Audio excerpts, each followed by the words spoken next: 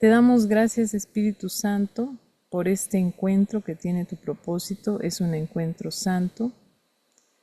Nos unimos en agradecimiento a ti, Espíritu Santo, que eres nuestro recuerdo de Dios, nuestro recuerdo de nuestro Creador, de que somos eternamente su Hijo.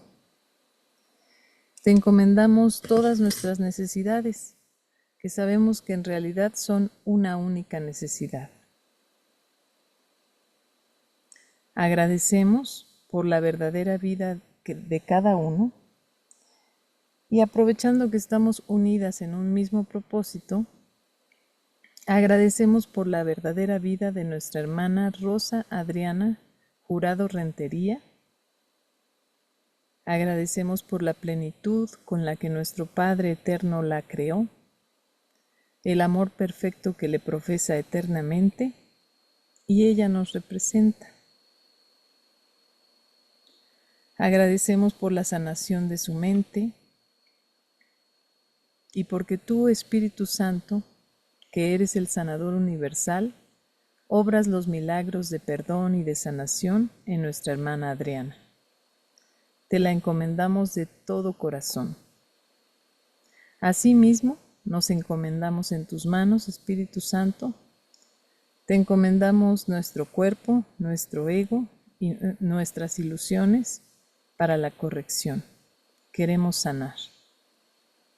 Tú estás a cargo de nuestra mente y de nuestra vida.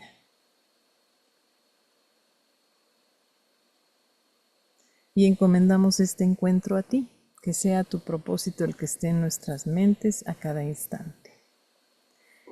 Y ya están, bienvenidas, ya llegaron.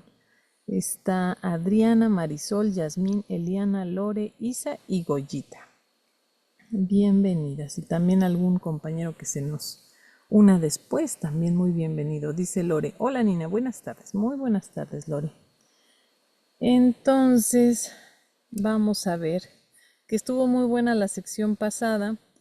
Dijimos que el problema de autoridad, como nos recordó Eliana hace un momento, es porque nosotros estamos pensando que nosotros nos creamos a nosotros mismos o nos fabricamos a nosotros mismos. Entonces, que el problema de la autoridad también puede ser uno de autoría. Incluso buscamos la raíz, la etimología de la palabra autoridad y la de autoría, y viene de lo mismo, que era ay, ya no me acuerdo, autoritas. Déjenme ver, vamos a recordar el amigo Google que todo lo sabe. Entonces estamos peleándonos por quién es el que, o sea, que nosotros pensamos que nosotros nos fabricamos a nosotros mismos. Autoridad proviene del latín auctoritas, derivado del verbo augere, sí es cierto, o augere, que significa aumentar, hacer crecer, magnificar. Proveer, hacer progresar. Pues como que no tiene hacer crecer. Parece que no se relaciona, o sea, como que su significado de la raíz no es el mismo con el que ahora se utiliza.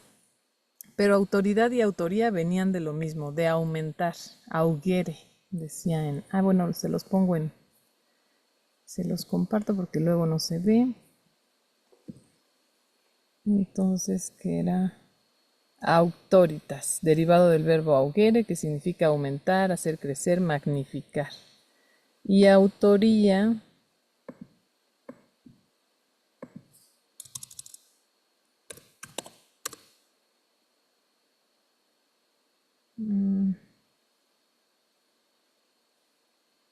lo mismo viene de augere, aumentar, agrandar. O sea que tienen la misma raíz, autoría y autoridad. Bueno, esto del tema anterior, que era los juicios y el problema de la autoridad. ¿Qué tenía que ver los juicios aquí? Nos decía que cuando juzgamos, pensamos que nos apropiamos de aquello que estamos juzgando. Al mismo tiempo que te apropias y dices, te haces como un Dios, lo rechazas porque un juicio implica que estás separado de ti. Tú eres el observador y allá afuera está lo que estás juzgando. Entonces el juicio siempre decía que viene del deseo de rechazar. Dice, y decía que no has usurpado el poder de Dios, pero lo has perdido. Pero perder algo no significa que haya desaparecido. Significa simplemente que no recuerdas dónde está. Mencionamos esto de que en la casa de Dios nada se pierde. Entonces, que neguemos a Dios nada más, simplemente nos estamos aplazando la dicha, ¿no?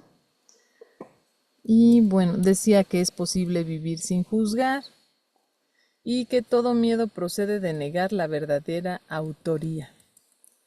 Entonces, la raíz de todos los problemas, que no sé si venía aquí o en el siguiente, creo que en esta sección que nos toca va a decir que la raíz de todo mal no es el pecado, digo, no es el dinero, como dice en la Biblia. Creo que venía en la otra, ¿no? En la anterior. Bueno, quién sabe. Espérenme. Vamos a ver dónde está la raíz. Error de raíz. Ahí está. Ah, sí, fue en la anterior. Dice, todos ellos tienen no obstante una sola causa, el problema de la autoridad. Esta es la raíz de todo mal. Cada síntoma que el ego inventa es una contradicción debido a que la mente está dividida entre el ego y el Espíritu Santo. Entonces, la raíz de todos los problemas es el problema de la autoridad. Raíz de todos los problemas es el problema de la autoridad.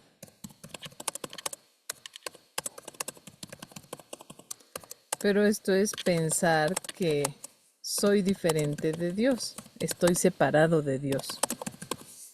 O pensar más bien que no soy hija de Dios. Esa es la raíz de todos los males, el pensar. Una enfermedad, ¿de dónde surge? De eso mismo, de pensar que no soy hija de Dios. Entonces, la solución significativa sería el perdón verdadero, más allá de todas las ilusiones de lo que estoy viendo en los otros que me hacen cosas o en lo que yo creo que hice en mi pasado, que son puras ilusiones. El verdadero perdón trasciende todo eso y te recuerda que ya estás en Dios. Él es tu origen y tu destino y donde te encuentras eternamente. Entonces jamás te has movido. Ese es el milagro. No hace nada, simplemente deshacer tu creencia en las ilusiones. Bueno, entonces eso, la raíz de todo mal, pues es la creencia en la separación de Dios. Dijimos que la mente se estaba peleando entre, o sea, en la mente parece como que Dios estuviera peleando contigo por tu autoría. ¿Quién te creó? O Dios te creó, eres creación de Dios, o tú eres tu propio creador. Luego venía lo de los juicios. Tal vez ahorita todavía no se entiende la relación entre el problema de la autoridad y los juicios. Pero digamos que poniéndolo así en términos generales, los juicios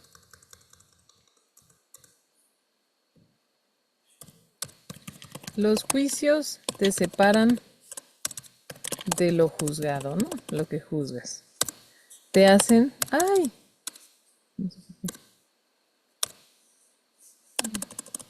Te convierten en un Dios falso. O sea, tú eres el Dios de tu universo que has juzgado como separado de ti. Afirman, ¡ay Dios! Afirman que ni tú ni los demás son hijos de Dios.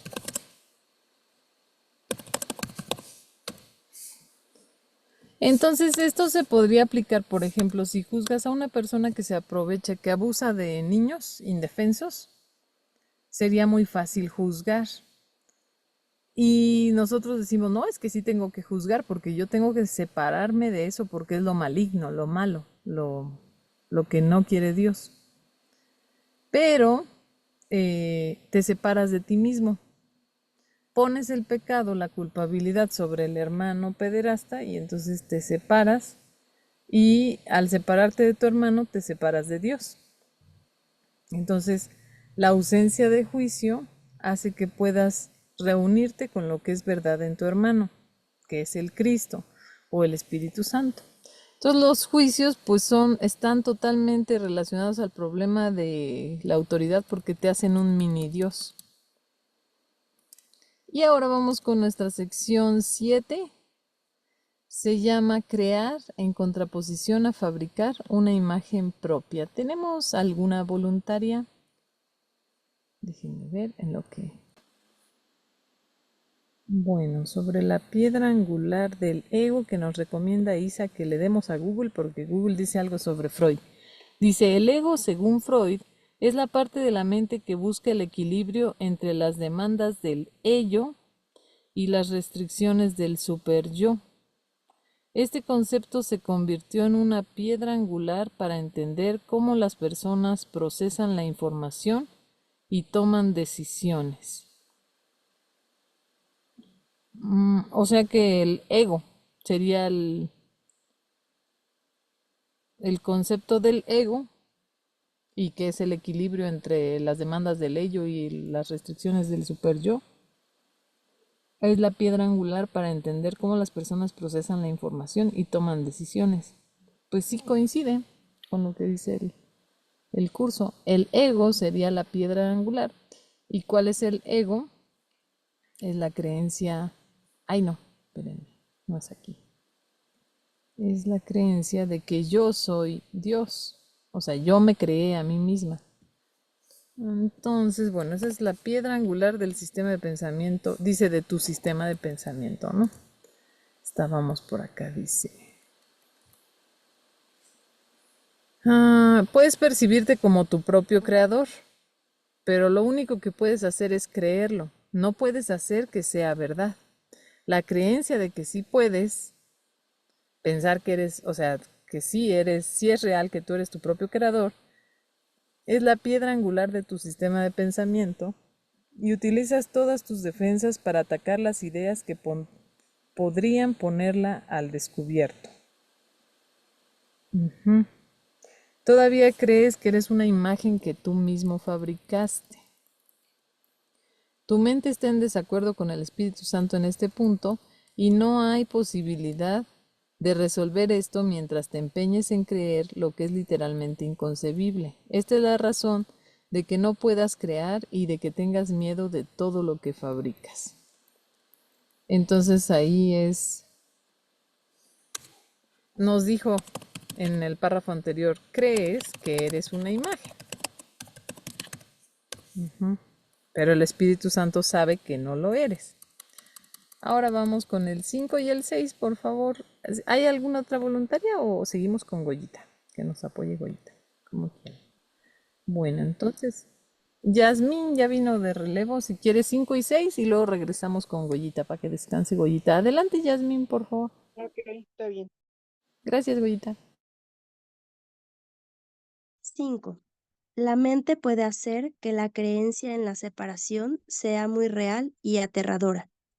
Y esta creencia es lo que es el diablo.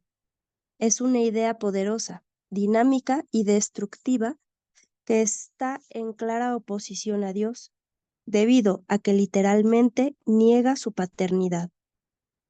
Examina tu vida y observa lo que el diablo ha hecho, pero date cuenta de que eso que ha hecho se desvanecerá completamente a la luz de la verdad, ya que su cimiento es una mentira.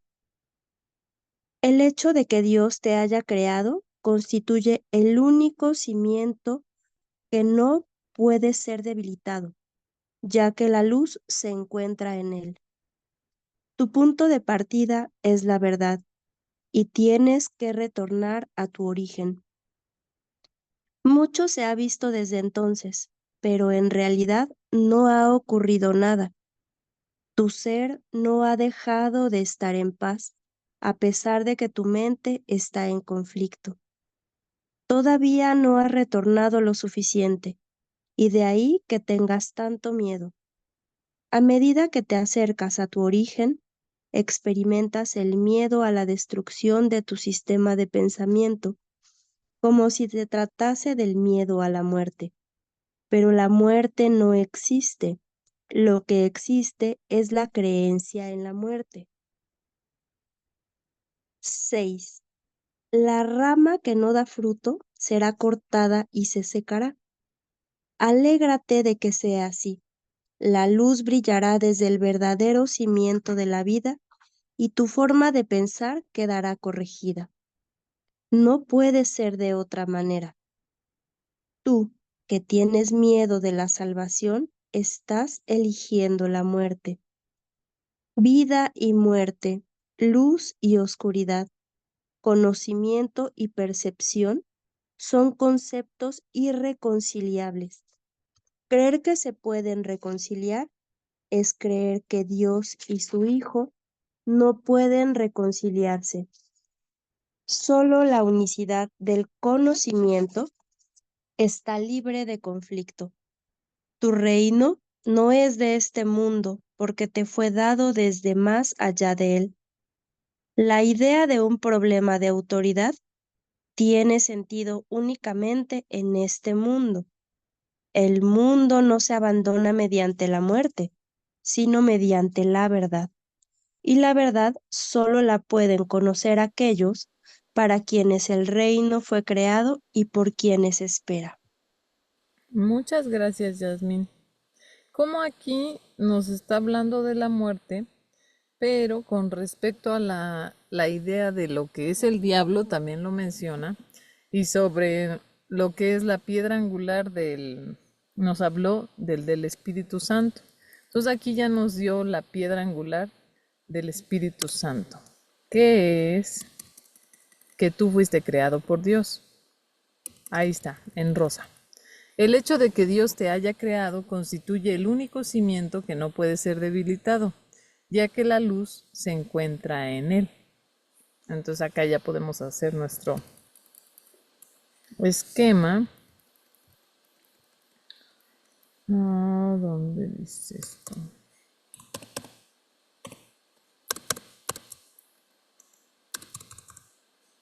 ¿Dónde ponemos la piedra angular?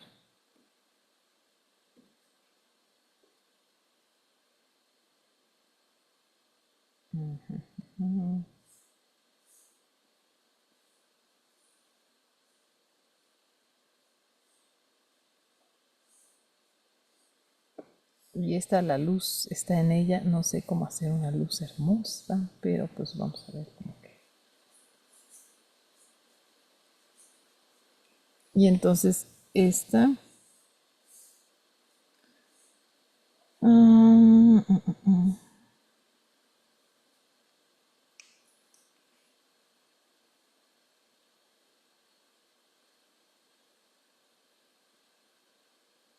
Dios te creó.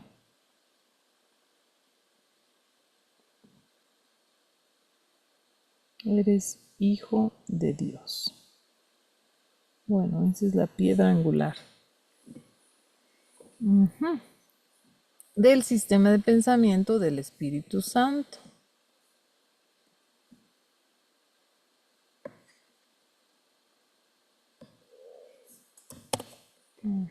Muy bien. Luego hay una parte donde dice examina tu vida y ve lo que el diablo ha hecho, ¿no? Pero date cuenta que desaparecerá a la luz de... examina tu vida y observa lo que el diablo ha hecho, pero date cuenta de que eso que ha hecho se desvanecerá completamente a la luz de la verdad, ya que su cimiento es una mentira. Mucho se ha visto desde entonces, pero en realidad no ha ocurrido nada. Ese es el principio de la expiación, no ha pasado nada. Tu ser no ha dejado de estar en paz a pesar de que tu mente está en conflicto. Todavía no has retornado lo suficiente y de ahí que tengas tanto miedo. A medida que te acercas a tu origen, experimentas el miedo a la destrucción de tu sistema de pensamiento como si se tratase del miedo a la muerte. Pero la muerte no existe. Lo que existe es la creencia en la muerte. Ahí nos está advirtiendo que conforme sigamos al Espíritu Santo, vamos a sentir este miedo a la destrucción de nuestro sistema de pensamiento como si fuera miedo a la muerte. Y ya nos advierte, bueno, pero la muerte no existe. Lo que existe es la creencia en la muerte. Entonces hay que corregir la creencia, ¿no? Esto de la rama que no da fruto será cortada y se secará. Dice, alégrate de que sea así. La luz brillará desde la verdadera fuente de la vida y tu forma de pensar quedará corregida. Eso me explicó una amiga que es agrónoma, que la poda, este,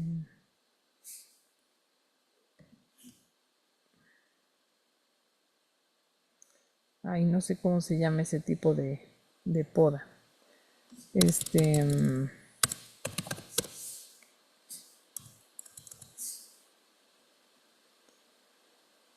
que cuando tienes un árbol que tiene muchas ramas, a veces es necesario podarlos porque es una cuestión de economía. Bueno, nada más nota al margen de qué significa eso de que la rama que no da fruto será podada y se secará. Entonces que tienes el árbol que tiene muchas ramas, que si le cortas las que no dan fruto, entonces florece muy bien. Hay frutos en las que sí, porque la energía en lugar de malgastarse en las que no dan fruto, solo se concentra en las que sí. No sé si me explico, bueno, quién sabe, pero que para eso se podan los árboles. Adelante, Sí, mira, para Yasmín. eso se podan, perdón, para eso se podan y se van quitando las ramas secas, Ujú, igual las hojas secas. Precisamente, y por ejemplo, por decir en la raíz, tienes que, si ya hay mucha hierba, tienes que quitarla y tienes que aflojar un poco la tierra para que penetre las vitaminas y todo lo que le vayas a poner, por decir, ujú. para que florezca y dé el fruto. Así es como se Ok. trabaja en los campos. Gracias, Goyita. O sea que las ramas secas están estorbando, pues. Sí, Entonces, no estorban. nos está diciendo que te van a arrancar a ti, sino que tú eres como este árbol. Tu creencia está dividida entre ramas secas y ramas con fruto, el Espíritu Santo. Entonces, todas las ramas secas, que es las ilusiones del ego, se, se te van a podar y se van a marchitar. Dice, alégrate de que así sea, porque entonces ya te puedes concentrar en lo que sí es verdad. Adelante, Yasmín, por favor.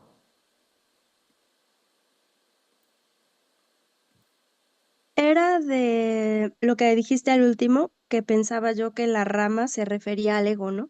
Ujú. Dice, la rama que no da fruto será cortada y se secará. Exactamente. Ujú. Dice, la luz brillará desde la verdadera fuente de la vida y tu forma de pensar quedará corregida. Como si la tierra fuera Dios, digamos, la fuente, y ahí hubiera luz en todo tu tronco. Algo así. A veces el curso utiliza imágenes mentales o metáforas para que a uno se le queden grabadas las cosas. Bueno, yo he visto que así funciona. Se te quedan grabados porque hay imágenes muy, pues sí, por ejemplo, que pensar que puedes estar separado de Dios es como creer que un árbol puede ser sostenido de cabeza con las ramas en el aire, con las, ¿cómo se llama? No, las raíces al aire y sobrevivir así. Pues no, entonces no se puede. Pues así de ridículo es pensar que te separaste de Dios. Bueno, entonces ahí nos hablaba de que la muerte, este miedo a la muerte viene porque estamos acercándonos más al Espíritu Santo. Dice, la idea de un problema de autoridad tiene sentido únicamente en este mundo. Al mundo no se le abandona mediante la muerte, sino mediante la verdad. y la verdad solo la pueden conocer aquellos para quienes el reino fue creado y por quienes espera. Podemos aprovechar para hacer una pequeña oración con esto último. Si gustan con ojitos cerrados, vamos a hacer una entrega al Espíritu Santo de todo aquello que nos daña. Todo pensamiento de enfermedad o de muerte, juicios, resentimiento o ira, lo entregamos al Espíritu Santo.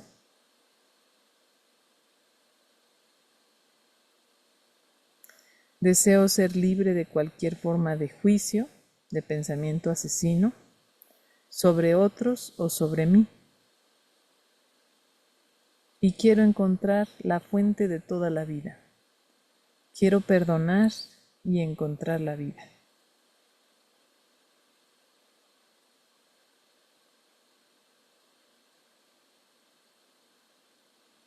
Que reconozca que mi mente le pertenece a la expiación, al Espíritu Santo, y que siempre puedo elegir de nuevo.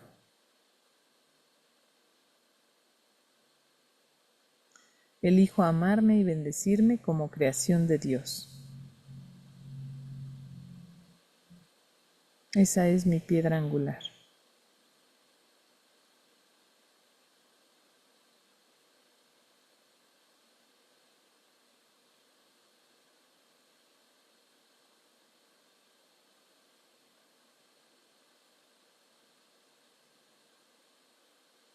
Y podemos abrir ojitos si es que los teníamos cerrados. Entonces, bueno, lo que entregamos son nuestros deseos de muerte, que son los juicios. O sea, todo pensamiento no amoroso es un pensamiento asesino. Entonces, eso es lo que entregamos. Y vamos, déjenme ver. Ay, ahí ya termina en el 6. Permítanme. Ah, qué rápida sección. Ay, vamos a tener que volver a leerlos. No sé si Yasmín nos puede ayudar para que Goyita descanse y ahorita Goyita el 3 y el 4. Repetición, por favor, Yasmín. Es que no grabamos. Sí, está bien. Sí, muchas gracias, Goyita. Capítulo 4. Las ilusiones del ego. Introducción. La Biblia dice que si un hermano te pide que camines con él 1 milla, que le acompañes 2. Ciertamente no sugiere que le retrases su viaje. Tu dedicación a un hermano no puede tampoco retrasarte a ti. Solo puede conducir a un progreso mutuo. El resultado de una dedicación genuina es la inspiración, palabra que es lo opuesto a la fatiga si se entiende correctamente. Estar fatigado es estar desanimado, mas estar inspirado es estar en el espíritu. Ser egocéntrico es estar desanimado, mas estar centrado en sí mismo, en el buen sentido de la expresión, es estar inspirado o en el espíritu. Los verdaderamente inspirados están iluminados y no pueden morar en las tinieblas. 2.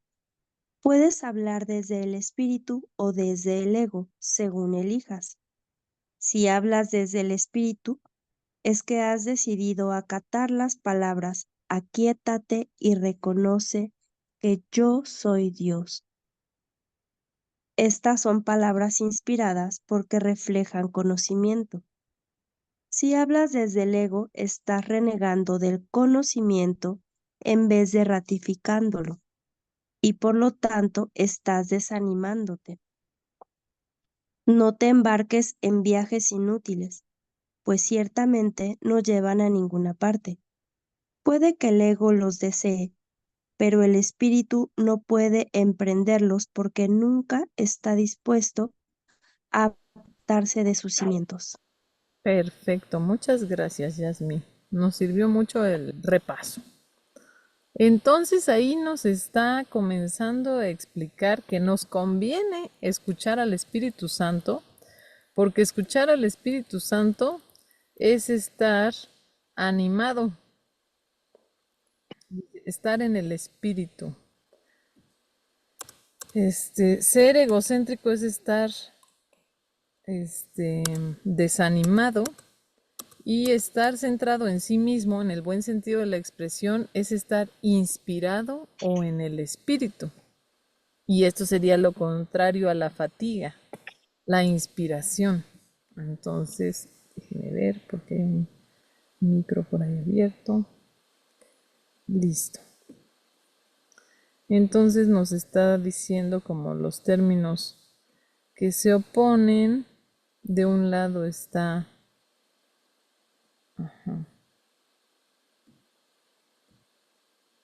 la fatiga, desánimo, el egoísmo,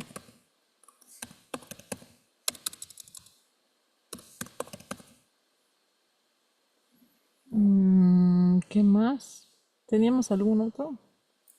Déjenme ver. También estar en las tinieblas, por ejemplo, al final de este párrafo. Es que no puedo subir mientras estoy en anotaciones. Y del otro lado, como posición de estar fatigado, era estar inspirado, ¿no?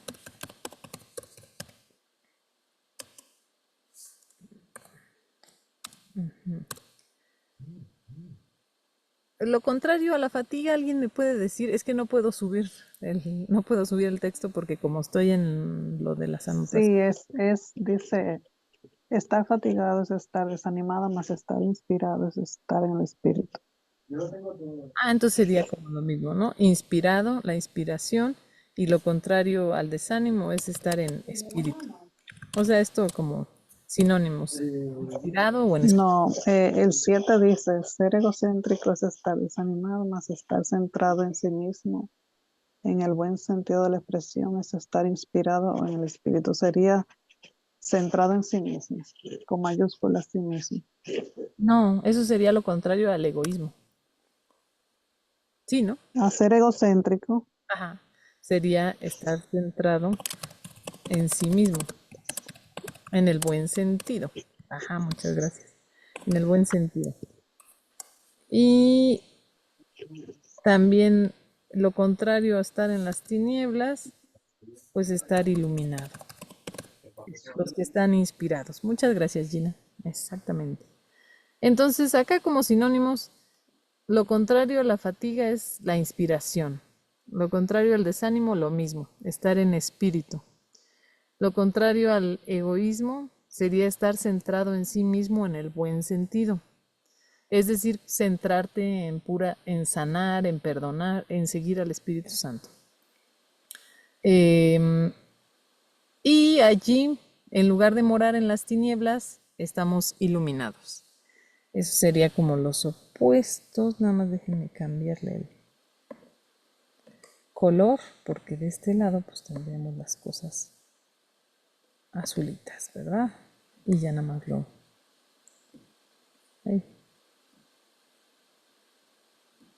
lo guardo.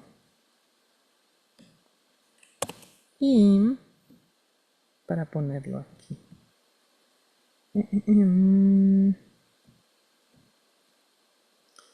Luego, también nos dice que podemos hablar desde el espíritu o desde el ego.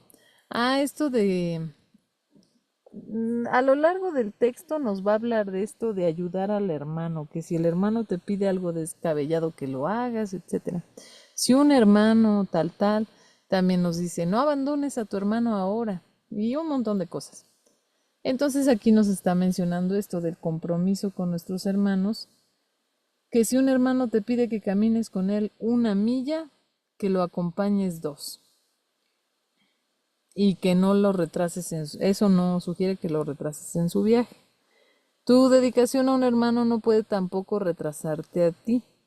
¿Cómo podrías retrasarlo en su viaje? por ejemplo, si le cobras que lo acompañaste 2 millas, mentalmente estás ya renunciando a lo que diste, porque no lo diste. Entonces, por decir, si alguien te pide que hagas algo material por esa persona, si puedes y lo haces de gusto y lo das de corazón, ahí lo acompañaste las 2 millas.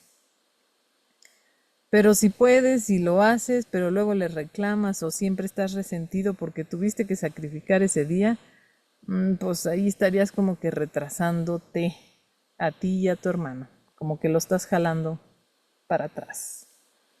No sé si me explico, pero bueno, ahí nada más nos lo explica, nos lo pone, todavía no lo explica, nada más lo pone así como una afirmación.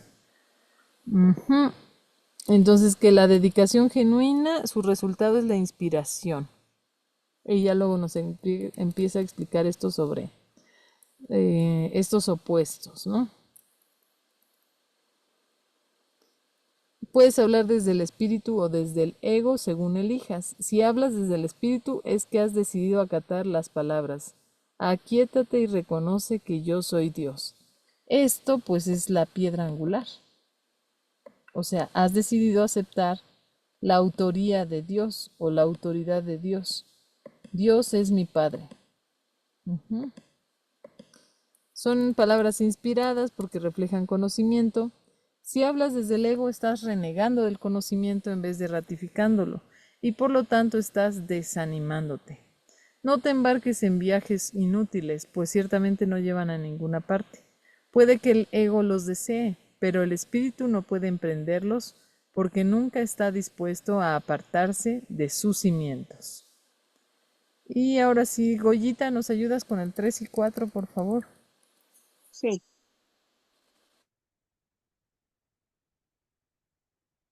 El viaje a la cruz debería ser el último viaje inútil. No sigas pensando en él, sino dalo por terminado. Si puedes aceptarlo como tu último viaje inútil, serás libre también de unirte a mi resurrección. Hasta que no lo hagas, estarás desperdiciando tu vida, ya que esta simplemente seguirá siendo una repetición de la separación, de la pérdida del poder, de los esfuerzos útiles que el ego lleva a cabo en busca de compensación y, finalmente, de la crucifixión del cuerpo o muerte. Estas repeticiones continuarán indefinidamente hasta que voluntariamente se abandonen. No cometas el patético error de aferrarte a la vieja y rigurosa cruz. El único mensaje de la crucifixión es que puedes superar la cruz. Hasta que no la superes, eres libre de seguir crucificándote tan a menudo como quieras. Este no es el evangelio que quise ofrecerte. Tenemos otro viaje que emprender, y si lees cuidadosamente las lecciones que aquí se ofrecen, estas te ayudarán a prepararte para emprender. Muy bien, muchas gracias, Goyita. Nada más tenía este párrafo. Entonces aquí dice, no cometas el error de aferrarte a la vieja y rugosa cruz. Eso viene de un dicho en inglés. No tenemos aquí un angloparlante. No, ahorita. Bueno, Lore, ¿andas por ahí? Oh, Rosti. ¿Cómo le dice?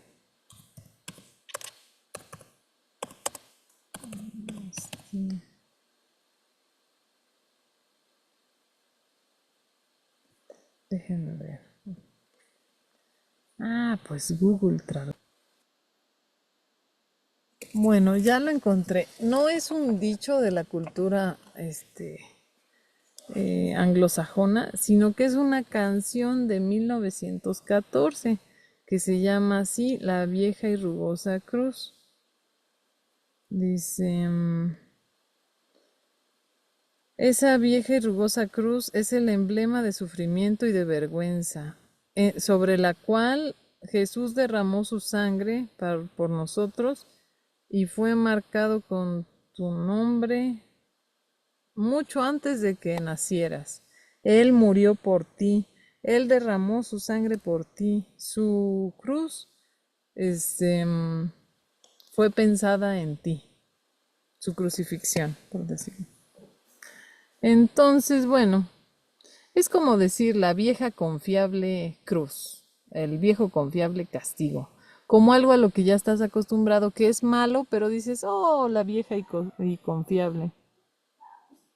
Ay, permítanme un segundito.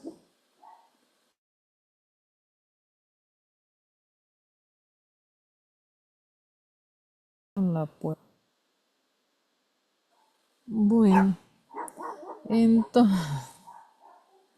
entonces de no aferrarte a lo que ya conoces que es malo, ¿no? La vieja y rugosa cruz.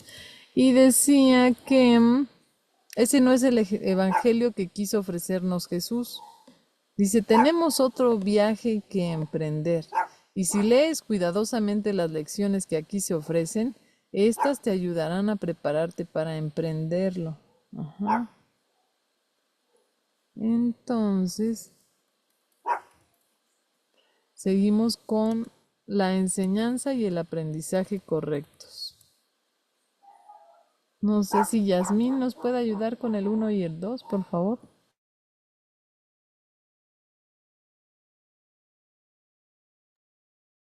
La enseñanza y el aprendizaje correctos. Un buen maestro clarifica sus propias ideas y las refuerza al enseñarlas. En el proceso de aprendizaje, tanto el maestro como el alumno están a la par. Ambos se encuentran en el mismo nivel de aprendizaje. Y a menos que compartan sus lecciones, les faltará convicción. Un buen maestro debe tener fe en las ideas que enseña, pero tiene que satisfacer, además, otra condición. Debe tener fe en los estudiantes a quienes ofrece sus ideas. 2. Muchos montan guardia en torno a sus ideas porque quieren conservar sus sistemas de pensamiento intactos. Y aprender significa cambiar. Los que creen estar separados siempre temen cambiar porque no pueden concebir que los cambios sean un paso hacia adelante en el proceso de subsanar la separación. Siempre los perciben como un paso hacia una mayor separación, debido a que la separación fue su primera experiencia de cambio. ¿Crees que si no permites ningún cambio en tu ego, alcanzarás la paz? Esta marcada confusión solo puede tener lugar si sostienes que un mismo sistema de pensamiento puede erigirse sobre dos cimientos distintos. Nada puede llegar al espíritu desde el ego, ni nada puede llegar al ego desde el espíritu. El espíritu no puede ni reforzar al ego, ni aminorar el conflicto interno de éste. El ego en sí es una contradicción. Tu falso ser y el ser de Dios están en oposición, y lo están con respecto a sus orígenes, rumbos y desenlaces. Son fundamentalmente irreconciliables, porque el espíritu no puede percibir y el ego no puede gozar de conocimiento. No están, por lo tanto, en comunicación, ni nunca lo podrán estar. Sin embargo, el ego puede aprender, aun cuando su hacedor esté equivocado. Este, no obstante, no puede hacer que lo que fue infundido con vida sea completamente exánime. Muchas gracias, Yasmin. Excelente. Entonces ahí nos está hablando del aprendizaje. Nos dice algo que también viene en el manual para el maestro, que alumno y maestro están en el mismo nivel de aprendizaje. Dice, en el proceso de aprendizaje, tanto el maestro como el alumno están a la par. Ambos se encuentran en el mismo nivel de aprendizaje y a menos que compartan sus lecciones les faltará convicción. Esto está hablando en el sentido del contenido. Si ambos, maestro y alumno, son el Hijo de Dios y en sus interacciones están demostrando o tratando de enseñar que son el Hijo de Dios, por eso están a la par. No quiere decir, por ejemplo, que un maestro de matemáticas y un niño de primero de primaria sepan lo mismo. No. Está hablando a nivel del contenido, o sea, de la mente, de que uno muestra indefensión, muestra que es hijo de Dios, y el otro también muestra que es hijo de Dios. No importa que sea un niño de 6 años, de primero de primaria, y el maestro de 30 y tantos, 50, lo que sea que tenga de edad el maestro. Están a la par porque ambos muestran al Espíritu Santo. Entonces, dice que el buen maestro tiene fe en las ideas que enseña, pero tiene que satisfacer otra condición, y es tener fe en los estudiantes a quienes ofrece sus ideas. Eso va no solo para los maestros, esto es en general para los maestros de Dios. Si practicas el curso, eso es lo que tendrías que tener fe en tus hermanos, que son de alguna manera tus estudiantes, y también tus maestros, porque este papel es intercambiable. Maestros y alumnos todo el tiempo somos en nuestras interacciones con los hermanos. Luego nos va a hablar de los dos maestros, o sea, de lo del ego y lo del Espíritu Santo.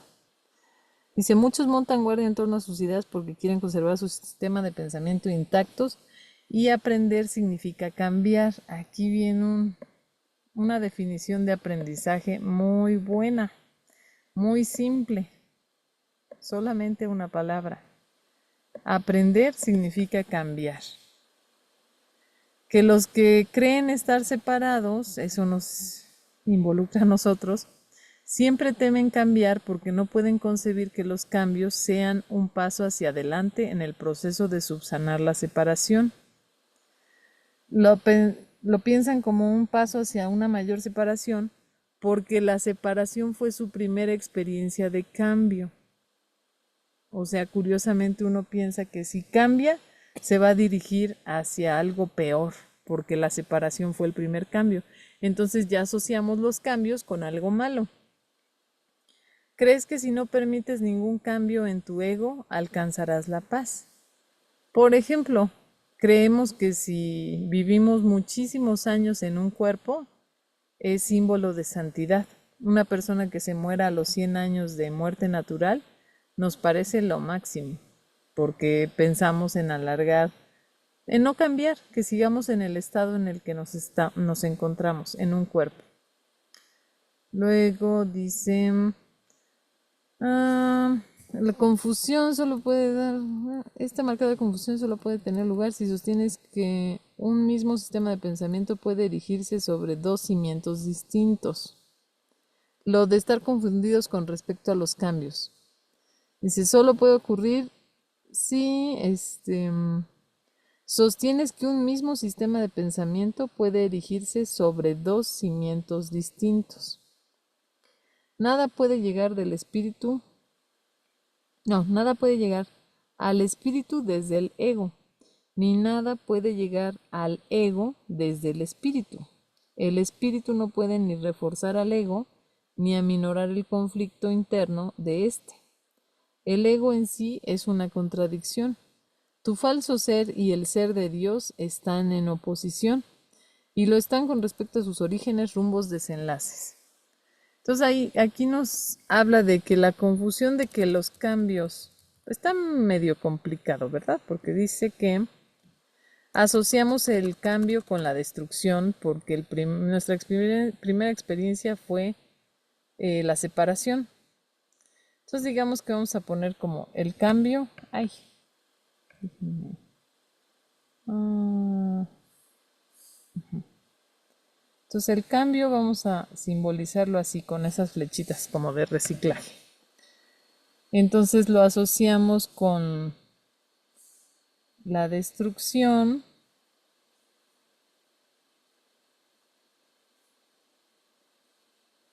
ahí puse la muerte, porque nuestra primera experiencia, el primer cambio fue la separación. Entonces por eso asociamos el cambio con la destrucción, pero dice que esto sería como pensar que un mismo sistema de pensamiento, este es el sistema de pensamiento, pueda descansar sobre dos cimientos, digo, dos piedras de angulares totalmente distintas. Entonces estaría la del Espíritu Santo y la del ego. Esto es imposible, pero eso es lo que genera la confusión y el miedo que le tenemos al cambio. Pensamos que sí se puede sostener, podemos estar en dos sitios a la vez, como que un ratito con el Espíritu Santo y otro con el ego o al mismo tiempo. Entonces de ahí se deriva la confusión.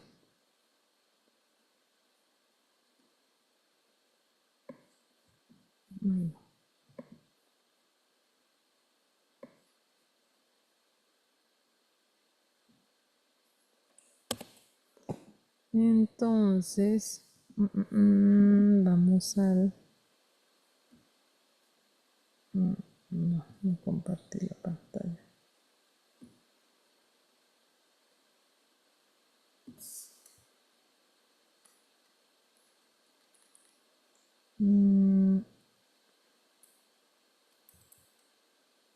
Tu falso ser y el ser de Dios están en oposición y lo están con respecto a sus orígenes, rumbos y desenlaces.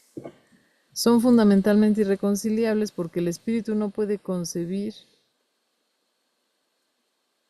y el ego no puede, no, percibir, yo entendí concebir, no, es percibir y el ego no puede gozar de conocimiento. No están en comunicación ni jamás lo podrán estar. El ego puede aprender aun cuando su hacedor esté desencaminado. Este, no obstante, no puede hacer que lo que fue infundido con vida sea completamente exánime. Lo que fue infundido con vida eres tú, el Hijo de Dios. Entonces el ego no puede lograr eso. Hasta ahí vamos. ¿Alguna pregunta, algún comentario? Entonces está de un lado, pongamos el espíritu, lo menciona así solito, sin el Espíritu Santo, y del otro lado el ego. Y entonces que están en completa oposición. Y esto es, no están jamás en comunicación.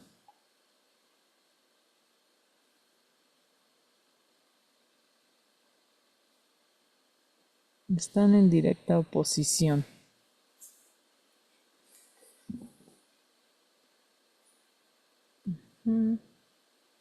Si hay algún comentario hasta dónde vamos, me dicen. Vamos. Muy bien.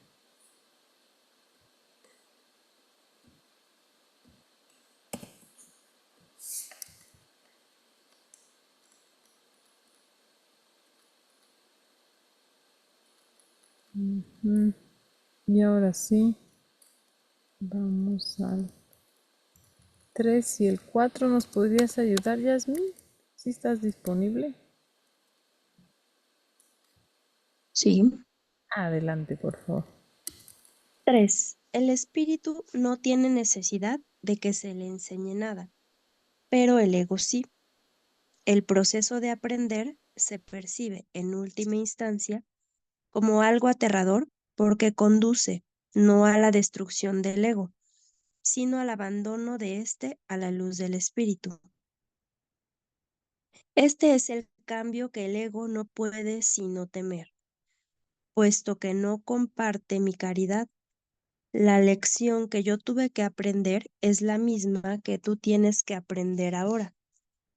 Y puesto que la aprendí, puedo enseñártela.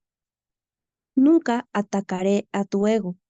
Si bien estoy tratando de enseñarte cómo surgió su sistema de pensamiento, cuando te recuerdo tu verdadera creación, tu ego no puede por menos que reaccionar con miedo. Aprender y enseñar son los mayores recursos que dispones ahora porque te permiten cambiar de mentalidad y ayudar a otros a hacer lo mismo. Negarte a cambiar de mentalidad no conseguiría probar que la separación no ocurrió. El soñador que duda de la realidad de su sueño mientras todavía está soñando, no está realmente sanando su mente dividida. Tú sueñas con un ego separado y crees en el mundo que se basa en él. Todo ello te parece muy real. No puedes deshacerlo sin cambiar de mentalidad al respecto. Si estás dispuesto a renunciar al papel de guardián de tu sistema de pensamiento y ofrecérmelo a mí, yo lo corregiré con gran delicadeza y te conduciré de regreso a Dios. Perfecto, muchas gracias, Yasmín. Entonces aquí por último nos dice, encomiéndame todo, ¿no? Dice, si estás dispuesto a renunciar al papel de guardián de tu sistema de pensamiento y ofrecérmelo a mí, yo lo corregiré con gran delicadeza y te conduciré de regreso a Dios. Ujú. Exactamente.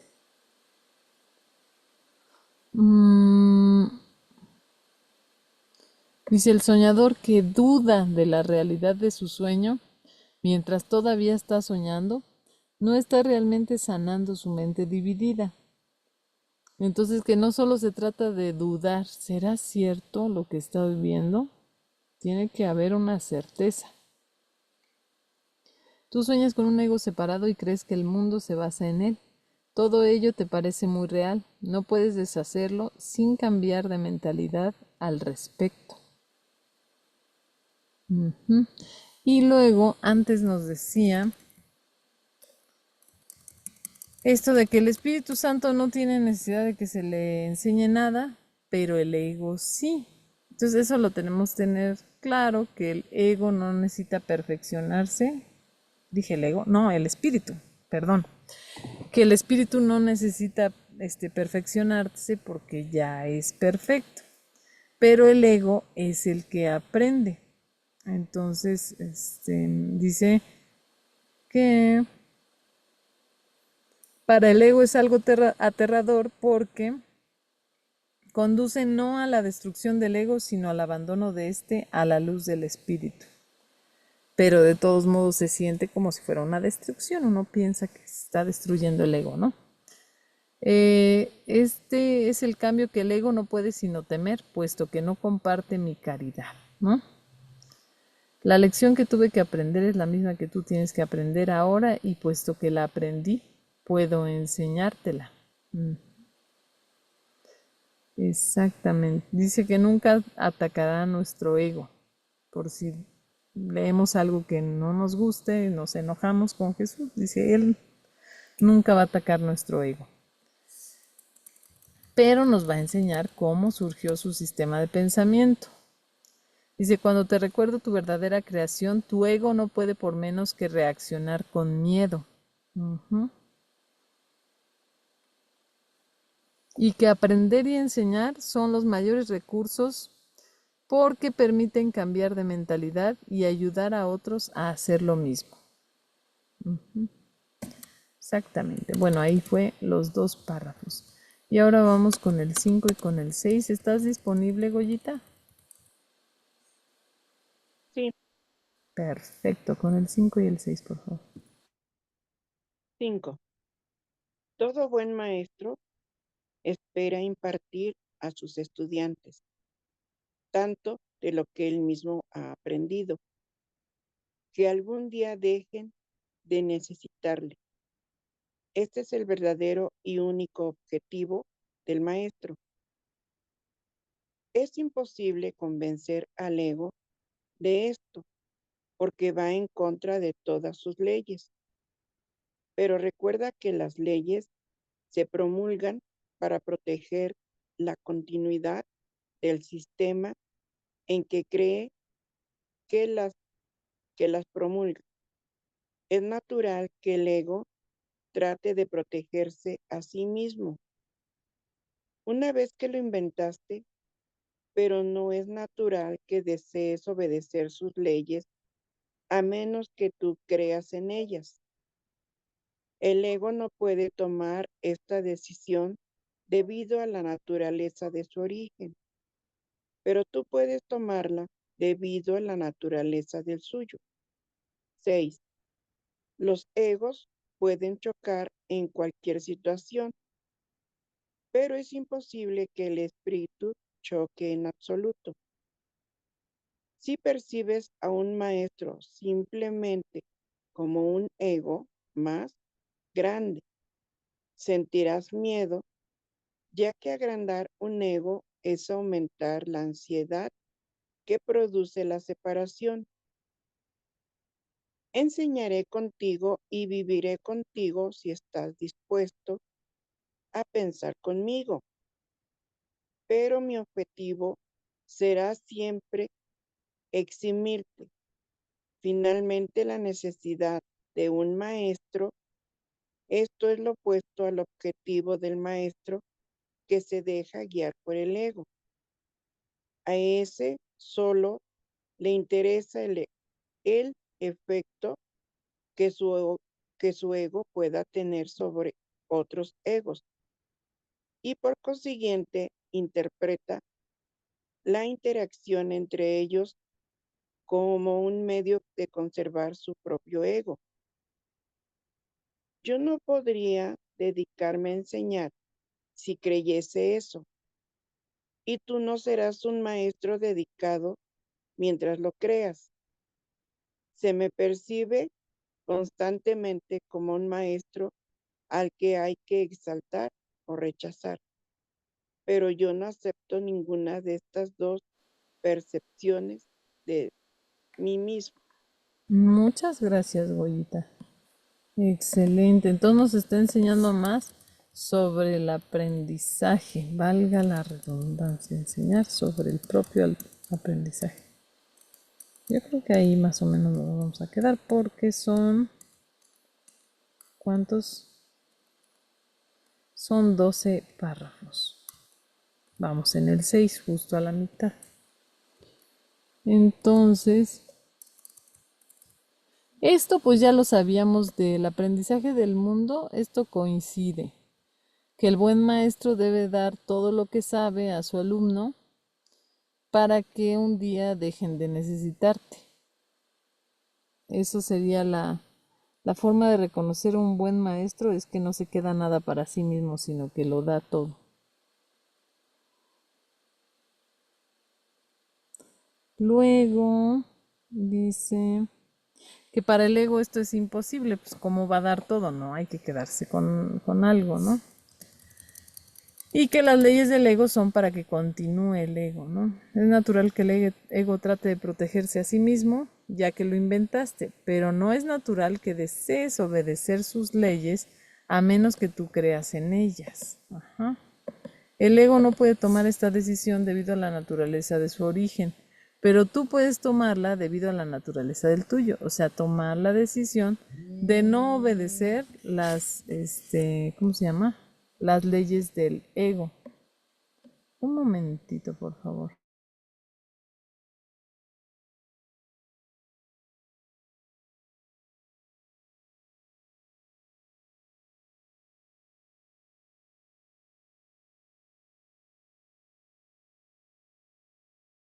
Ya, perdón. Entonces nosotros podemos decidir no acatar, digamos acá, como soy hijo de Dios, no acato las leyes del ego. Como soy hija de Dios, no acato las leyes del ego. Dice, los egos pueden chocar en cualquier situación, pero es imposible que el espíritu choque en absoluto. Esta está muy buena porque siempre que te estás peleando, que estás juzgando algo, estás en el ego. No importa que estés juzgando que ellos no entienden el curso de milagros o que no son buenos cristianos o que cualquier cosa. Pelearse ya es estar en choque o juzgar, es que estás en el ego. Si percibes un maestro simplemente como un ego más grande, sentirás miedo, ya que agrandar un ego es aumentar la ansiedad que produce la separación. O sea, tú te haces un ego más grande para enseñar a otros. Esto no quiere decir que des clases del curso. O sea, si las dieras, se aplicaría lo mismo. Pero esto ocurre en tus interacciones, por ejemplo, cuando tú estás estudiando el curso y dices, los empiezas a aplicar. Entonces, si tú percibes que ser alguien que enseña o que practica cosas del curso es ser más grande, un ego más grande, pues entras en choque con los otros egos, por decirlo así, ¿no? Dice, ya que agrandar un ego es aumentar la ansiedad que produce la separación. Dice, enseñaré contigo y viviré contigo si estás dispuesto a pensar conmigo, pero mi objetivo será siempre eximirte finalmente de la necesidad de un maestro. Esto es lo opuesto al objetivo del maestro que se deja guiar por el ego. A ese solo le interesa el efecto que su ego pueda tener sobre otros egos y por consiguiente interpreta la interacción entre ellos como un medio de conservar su propio ego. Bueno, esto ojo para los que de alguna forma ayudamos a otros. O sea, que brindes la ayuda, el apoyo a tus familiares que te pidieron ayuda.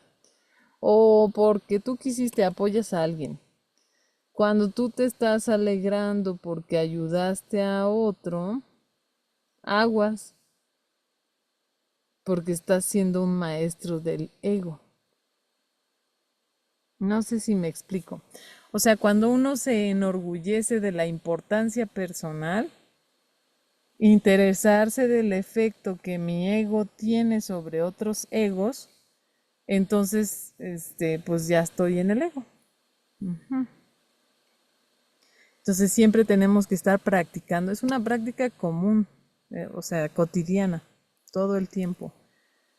Desentendernos del resultado. Saber que si algo sale bien, el que lo hizo es el Espíritu Santo, que es tu recuerdo de Dios en ti. Pero no fue tu ego y tu importancia personal los que hicieron las cosas.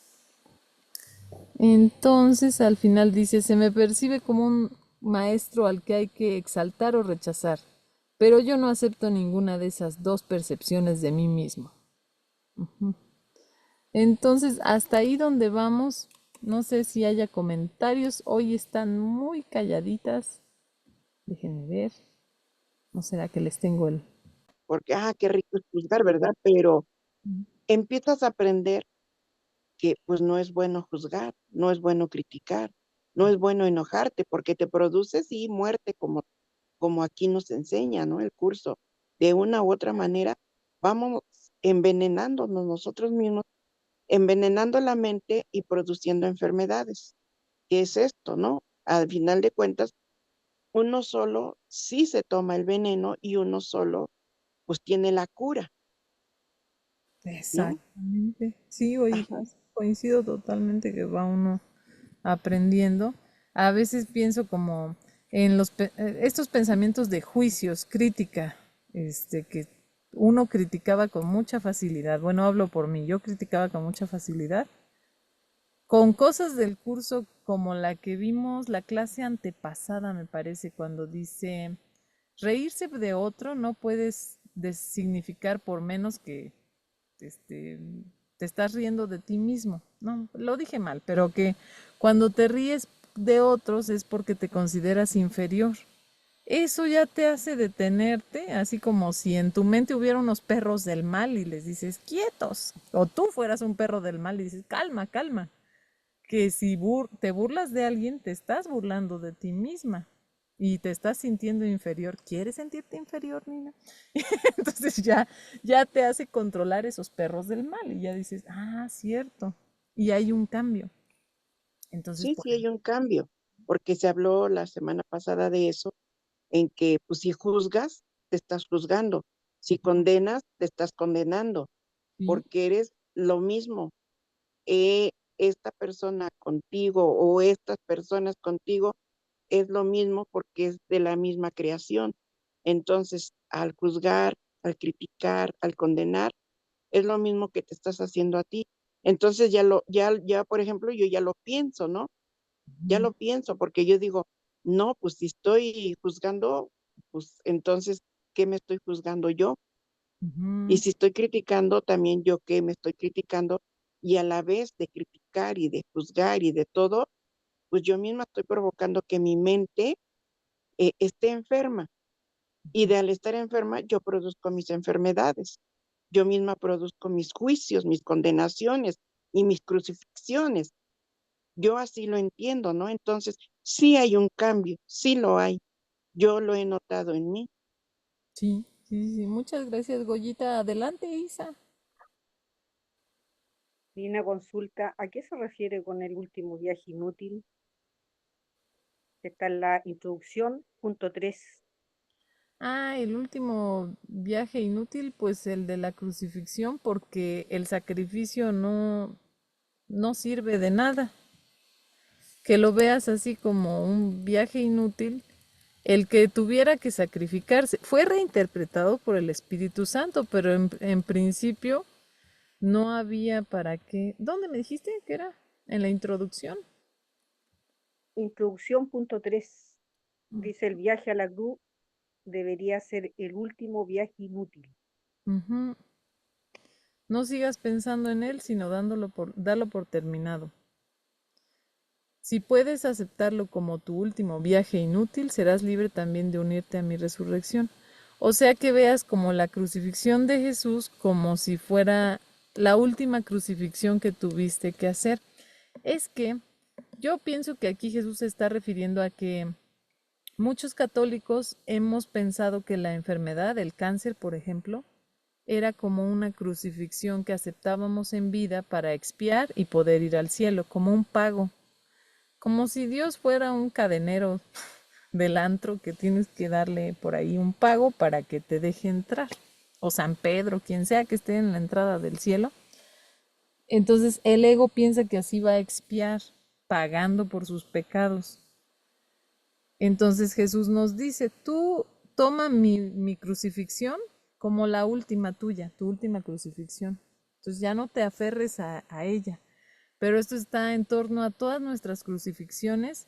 Un divorcio puede ser una crucifixión, una pelea por herencias puede ser una crucifixión, peleas con familiares también una crucifixión, cargar un familiar enfermo también puede ser percibido como una crucifixión. Todo eso puede ser. Entonces dice, no, no, espera, déjamelo a mí. Haz como que mi crucifixión fue la última que tuviste tú que transitar y resucita conmigo. Entonces, libérate. Esto que dice ahí sería como lo mismo que nos dijera Jesús, libérate de la idea del sacrificio, renuncia a la idea del sacrificio de una vez por todas. Dice, si puedes aceptarlo como tu último viaje inútil, serás libre también de unirte a mi resurrección.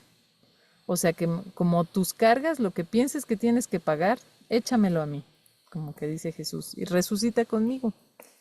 Dice, si no hasta que no lo hagas, estarás desperdiciando tu vida, ya que ésta simplemente seguirá siendo una repetición de la separación, de la pérdida de poder, de los esfuerzos fútiles que el ego lleva a cabo en busca de compensación y finalmente de la crucifixión del cuerpo o muerte. Entonces, bueno, no sé cada quien cómo anda en su vida, pero a veces hay cosas que se perciben como una crucifixión. De hecho, bueno, yo a veces le digo a Jesús en mi mente, ay, yo creo que me salía más barato una crucifixión, Jesús, porque la crucifixión nada más se vive un día y no cada día de tu vida. Entonces, ahí, por ejemplo, para mí aplicaría mentalmente yo debo de dejar de aferrarme a la cruz, sin importar lo que esté ocurriendo en mi vida, que a lo mejor sea como tortura, porque yo lo percibo así. Entonces tengo que renunciar a la idea de que esto es una cruz por mis pecados. Entonces debo renunciar. No, ni tengo pecados, soy hija de Dios y yo no merezco crucifixión, merezco resurrección.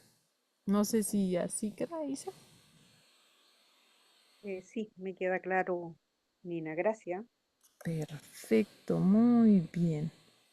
Nina, otra consulta que se me confunde a mí, por ejemplo, que dice que afuera no hay nadie, está todo pasando en mi mente. Lo que yo veo, las personas que veo y todo son proyecciones mías, pero el que está conmigo está viendo lo mismo, entonces ahí como que no entiendo, tenemos unidas las mentes o no sé cómo decir, no entiendo mucho esa parte. Ah, eso viene en la desaparición del universo. Explica por qué hay una proyección individual y la global, la que todo mundo ve. Por ejemplo, si yo veo por la ventana y veo una montaña, pues mis vecinos también ven por su propia ventana y también ven la misma montaña. Y esto es, nada más hay una mente, pero la separación precisamente lo que significa es que todo está separado, desunido, como lo que ocasionó esta experiencia ilusoria fue la idea de separación, lo que es uno, que es el Hijo de Dios, es uno solo, está unificado eternamente y unido al Padre. Todas sus partes, no tiene partes, está unido. Acá surgió la multiplicidad. Entonces, el que es uno, que es el Cristo, ahora se experimenta como si fueran millones o miles de millones, yo no sé cuántos, en cuántos planetas y en cuántos universos, y si haya multiversos, quién sabe, pero es inmensa la magnitud de la división y subdivisión de todo lo que se hizo. Y por ejemplo, nosotros somos, creo que 3 billones o trillones de células. También nuestro cuerpo está subdividido. Y nuestra mente también está subdividida en pensamientos. Y los pensamientos son 60,000 en un día. O sea, es división, división, división. Pero bueno, no todo es malo. Hay buenas noticias al respecto. A pesar de que la mente que es una se está experimentando como si fueran muchas, esto es bueno, vamos a decir entre comillas, porque la forma en que se diseñó esto fue que la ley de la percepción es que para poder salvarte te encuentras en todas las otras partes. O sea, imagínense, si fuera un solo hijo de Dios que se separó y está solito, yo me imagino como, ay, qué pobrecito, qué desolado, y uno solo, triste y abandonado, uno. Entonces, como somos muchísimos, pues estamos acompañados en el infierno. Entonces, este es el infierno, pero estamos acompañados y a través de tus hermanos te salvas. O sea, es una empresa de colaboración la salvación, dice el curso. La salvación es una empresa de colaboración. Entonces, tienes que, por decirlo así, reunir todas tus partes. No son partes, son completos. Lo que vimos la clase pasada de que en el cristianismo se nos dice que eres una rebanada del pastel de Dios. Y el curso dice, no, tú eres todo el pastel de Dios, todo lo que Dios es, y tu hermano también.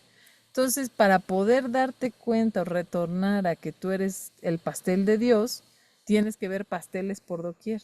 La unicidad, la completitud en cada hermano, en cada ser. Y así es como opera el mecanismo de la salvación.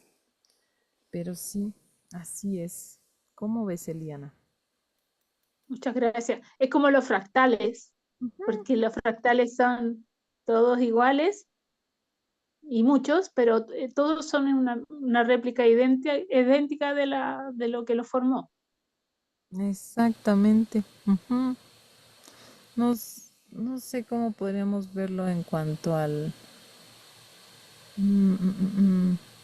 Pues por ejemplo las neuronas, ¿no? Que dicen que no se unen. sinapsis es como energía, como si fuera una cuestión eléctrica, pero no se tocan, ¿no? Como cargas eléctricas. Como cargas eléctricas. Entonces, cada neurona piensa que está sola, vamos a decirlo. Si es que piensa cada neurona. Pero en realidad todos son un solo cerebro. Pero cada neurona tiene sus funciones y si las neuronas pensaran independientemente dirían, yo soy una entidad aparte. Pero no, son parte de un mismo cerebro. Pues todos así somos el Hijo de Dios, pero cada uno somos una neurona que piensa que está, no, yo controlo el movimiento de este dedo, entonces yo soy una neurona independiente y autónoma, pero en realidad no. Estamos unidos, conectados con todas las neuronas, los hijos de Dios, algo así. Entonces, pero sí sigue siendo la mente uno, la mente está unificada. Para eso el Espíritu Santo te manda experiencias, ya hemos tenido, siempre, por ejemplo, que cuando piensas en alguien te llama por teléfono, cosas así. Creo que todo mundo ha experimentado eso. De conexión. De conexión, sí. Entonces son, ¿cómo se podría decir? Símbolos, ahí como signos que te hacen reconocer la unidad de la mente. Pero nuestra experiencia es que estamos aparte. De hecho, el curso dice que te vas a asustar cuando esta idea de que no tienes pensamientos privados, ¿no? Puede que te asuste. Porque dices, ay, te da pena, ¿no? No vayan a saber que odio a fulano o los deseos sexuales, sobre todo como que ¿cómo se podría decirlo? Lo dice por esto de lo sexual, ¿no? Que te dé pena. Dice, que no hay pensamientos privados. O sea, la mente es una. Y eso también te puedes dar cuenta de cuando tú hablas mal de una persona, como que la persona lo supiera. No sé si les ha pasado. A mí me pasó ayer. Sí, A mí me pasó ayer. sí. Y les voy a contar qué andaba yo diciendo. Es que andaba yo diciendo que esa señora que soy yo también, esa hermana, que es muy corriente, vulgar como sexual, vamos a decir, y sí, sí, no, debo arrepentirme de mis pensamientos, y como que noté que sí, parece que tuviera micrófonos en mi casa, porque se dio cuenta de lo que digo de ella, y entonces como que noté que sí, que mis juicios le llegaron de alguna manera. Entonces, no debo pensar en voz alta. Entonces sí, las mentes están unidas. Y debo perdonarme por pensar eso de mí, porque lo que estoy juzgando en ella es lo que opino de mí, curiosamente. Y la mente se hace la santa, la buena, echando la culpa en otro. ¿Cómo ven? ¿Qué Dice Gina que vamos a velocidad Mach 5. Y y Dora ya nos puso su camarita. Pues ya nos vamos, muchachas. Dice que, nada más para la grabación que no lo habíamos puesto, era esto de que si vamos rápido o lento, dijo Eliana. Y le comentaba que a mí me parece muy rápido, porque de los 13.800 millones de años que hemos estado por aquí, en el curso más o menos yo calculo, por lo que he sabido de los libros de Gary Renard, de Arten y Pursa, que nos tomará en promedio unos 200 años iluminarnos. Los que ya nos interesa mucho el curso y estamos practicando el curso y demás, Arten y Pursa dicen que es porque ya escuchamos a Jesús en esa encarnación y ahora ya es el momento, o sea, ya nos llama el mensaje, decimos, yo reconozco ese mensaje. Bueno, 200 años contra 3.800 millones parece ser nada, muy rápido, así es que agárrense del asiento que ya estamos despertando. Ay. Bueno, pues cuídense mucho, que tengan excelente tarde y nos vemos muy pronto. Nos vemos mañana para la clase de las Muchas vidas gracias. que se conocieron. Gracias. Gracias. Gracias, Muchas Nina. gracias. Bonita Bonita tarde. tarde para todos. Gracias. Gracias, Nina. Gracias. Y les pido que Gracias a todos. sigamos en oración por nuestra hermana Adriana, por favor. Muchas, muchas gracias. Bendiciones. Sí, claro, con mucho gusto. Gracias. Nos vemos. Sí, está bien. Bye, bye.